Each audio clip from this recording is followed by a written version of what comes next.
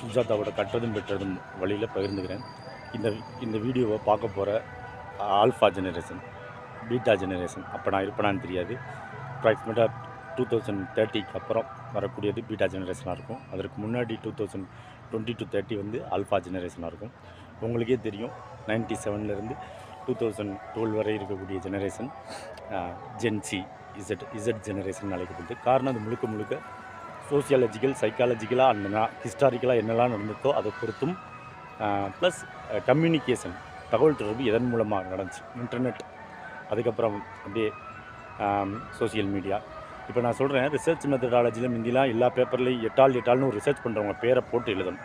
அதில் முந்தி என்ன செய்வாங்கன்னா குவான்டிடேட்டிவ் அனாலிசிஸ், குவாலிட்டேட்டிவ் அனாலிசிஸ்ன்னு தான் சொல்லுவோம். இப்போ மூணாவதாக டிஜிட்டல் அனாலிசிஸ்ன்றதை கட்டாயமாக ரிசர்ச் மெத்தடாலஜி பண்ணுற எல்லாருக்குமே அவங்க தமிழில் பண்ணால் ஒரு மொழியில் பண்ணாலும் சரி, அறிவியலில் பண்ணாலும் சரி, இந்த அகாடமின்ற